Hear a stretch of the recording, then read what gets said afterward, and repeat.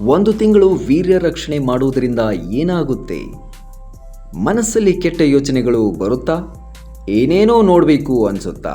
ಹಾಗಾದರೆ ಇವತ್ತು ಈ ವಿಡಿಯೋದಿಂದ ನಿಮಗೆ ಒಳ್ಳೆಯ ದಾರಿ ಸಿಗುತ್ತೆ. ನಮಸ್ಕಾರ ವೀಕ್ಷಕರೇ, doctor A D. Bagalkot official YouTube channel ಹಾಗೂ ಸೋಷಿಯಲ್ ಮೀಡಿಯಾಗೆ ಸ್ವಾಗತ ಸುಸ್ವಾಗತ. ವೀಕ್ಷಕರೇ, ಒಮ್ಮೆ ನಿಮ್ಮ ಮನಸ್ಸನ್ನು ನಿಮ್ಮ ಮನೆಯಂತೆ ಊಹಿಸಿ ನೋಡಿ. ನಿಮ್ಮ ಮನೆಗೆ ಪರಿಚಯ ಇಲ್ಲದವರು ಅನುಮತಿ ಇಲ್ಲದೆ ಒಳಗೆ ಬರೋದಕ್ಕೆ ಯತ್ನ ಮಾಡಿದರೆ ನೀವು ಸುಮ್ಮನೆ ಕುಳಿತು ನೋಡ್ತೀರಾ? ಇಲ್ಲ ಅವರನ್ನು ಹೊರಗೆ ಹಾಕ್ತೀರಾ?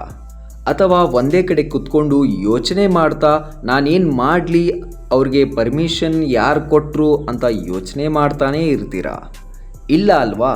ನೀವು ಒಬ್ಬರೇ ಇದ್ದಾಗ ಕೆಟ್ಟ ಅಭ್ಯಾಸಗಳು, ಅಶ್ಲೀಲ ಯೋಚನೆಗಳು, ನೆಗೆಟಿವ್ ವಿಚಾರಗಳು ನಿಮ್ಮ ಮನಸ್ಸಿನ ಬಾಗಿಲು ತಟ್ಟಿ ಒಳಗೆ ಬರುತ್ತವೆ. ಆಗ ನೀವು ಏನು ಮಾಡ್ತೀರಾ? ಅದನ್ನು ಹೊರಗೆ ಹಾಕ್ತೀರಾ ಅಥವಾ ಒಳಗೆ ಉಳಿಸ್ಕೊಳ್ತೀರಾ?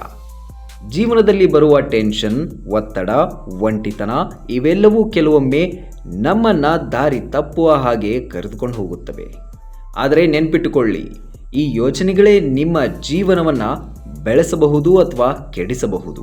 ಹಾಗಾದರೆ ಈ ಕೆಟ್ಟ ಅಭ್ಯಾಸಗಳಿಂದ ದೂರವಿದ್ದು ನಮ್ಮ ಮನಸ್ಸನ್ನು ನಿಯಂತ್ರಿಸಿಕೊಂಡು ವೀರ್ಯ ರಕ್ಷಣೆ, ಸೆಲ್ಫ್ ಕಂಟ್ರೋಲ್ ಮೂಲಕ ಜೀವನದಲ್ಲಿ ಯಾವ ಬದಲಾವಣೆಗಳನ್ನು ಕಾಣಬಹುದು ಅನ್ನೋದನ್ನು ಇವತ್ತಿನ ವಿಡಿಯೋದಲ್ಲಿ ನೋಡೋಣ ಬನ್ನಿ. ಹಿಂದಿನ ಕಾಲದಲ್ಲಿ ಜನರು ಇಂದಿನಂತೆ ಅಶ್ಲೀಲ ವಿಷಯಗಳಿಗೆ ಹೆಚ್ಚು ಒಳಗಾಗುತ್ತಿರಲಿಲ್ಲ.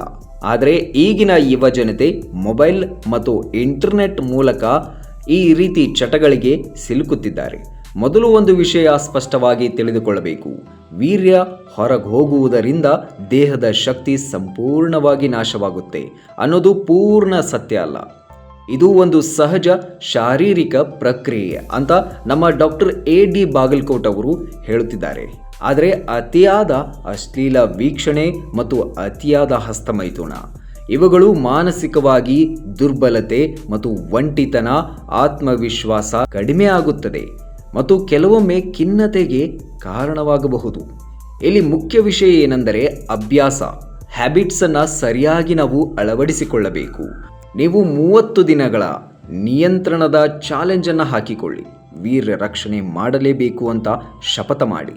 ಇದರಿಂದ ನೀವು ಹಲವು ಶಕ್ತಿಗಳನ್ನು ಪಡೆಯಬಹುದು. ನಿಮ್ಮ ಮನಸ್ಸು ಹೆಚ್ಚು ಸ್ಪಷ್ಟವಾಗುತ್ತವೆ, ಗಮನ ಫೋಕಸ್ ಹೆಚ್ಚಾಗುತ್ತದೆ, ಆತ್ಮವಿಶ್ವಾಸ ನಿಧಾನವಾಗಿ ಬೆಳೆಯುತ್ತದೆ, ನಿಮ್ಮ ಸಮಯ ಮತ್ತು ಶಕ್ತಿ ಒಳ್ಳೆಯ ಕಾರ್ಯಗಳಿಗೆ ಬಳಸಲು ಪ್ರೇರಣೆ ನೀಡುತ್ತದೆ.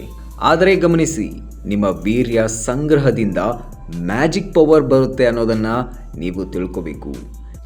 ನೀವು 1 ತಿಂಗಳು ವೀರ್ಯ ರಕ್ಷಣೆ ಮಾಡುವುದರಿಂದ ನಿಮ್ಮ ಶರೀರದಲ್ಲಿ ಬಲ ಹೆಚ್ಚಾಗುತ್ತೆ, ಯೋಚನೆ ಮಟ್ಟ ಹೆಚ್ಚಾಗುತ್ತೆ, ನಿಮ್ಮಲ್ಲಿ ಇರುವ ವೀಕ್ನೆಸ್ ಕಡಿಮೆ ಆಗುತ್ತಾ ಬರುತ್ತೆ. ನೀವು ವೀರ್ಯನಾಶ ಮಾಡಿ ಬೆಡ್ ಮೇಲೆ ಮಲಗಿಕೊಂಡೇ ಇರಬೇಕು ಅನಿಸುತ್ತದೆ ಮತ್ತು ಒಂಟಿಯಾಗಿ ಇರಬೇಕು ಅಂತ ನಿಮಗೆ ಅನಿಸುತ್ತೆ.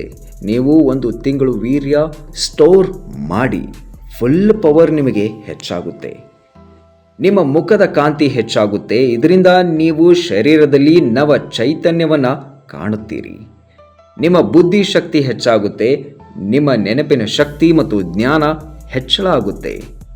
ನಿಮ್ಮ ಮೆದುಳಿಗೆ ಬೇಕಾಗಿರುವ ಪೌಷ್ಟಿಕಾಂಶ ಸಿಗುವುದರಿಂದ ಮೆದುಳಿನ ಶಕ್ತಿ ಹೆಚ್ಚಾಗುತ್ತೆ.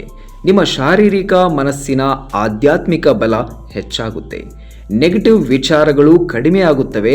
ರಾತ್ರಿ ನೈಟ್ ಫಾಲ್ ಆಗುವುದರಿಂದ ತಡೆಯುತ್ತದೆ. ಕೂದಲು ಉದುರುವ ಸಮಸ್ಯೆಯಿಂದ ಮುಕ್ತಿ ಹೊಂದುತ್ತೀರಿ. ವಯಸ್ಸಾದರೂ ಯಂಗ್ ಆಗಿ ಕಾಣುತ್ತೀರಿ. ನಿಮ್ಮ ಕಣ್ಣಿನ ಆರೋಗ್ಯ ಉತ್ತಮವಾಗಿರುತ್ತೆ. ನೀವು ವೀರ್ಯ ರಕ್ಷಣೆ ಮಾಡುವುದರಿಂದ ನಿಮ್ಮ ಸಂತಾನೋತ್ಪತ್ತಿ ಹೆಚ್ಚಾಗುತ್ತೆ. ನಿಮ್ಮಲ್ಲಿರುವ ಭಯ ಕಡಿಮೆ ಆಗುತ್ತೆ. ನಿಮಗೆ ಕೋಪ ಕಡಿಮೆ ಆಗುತ್ತೆ. ನಿಮ್ಮ ಆಯುಷ್ಯ ಹೆಚ್ಚಾಗುತ್ತೆ.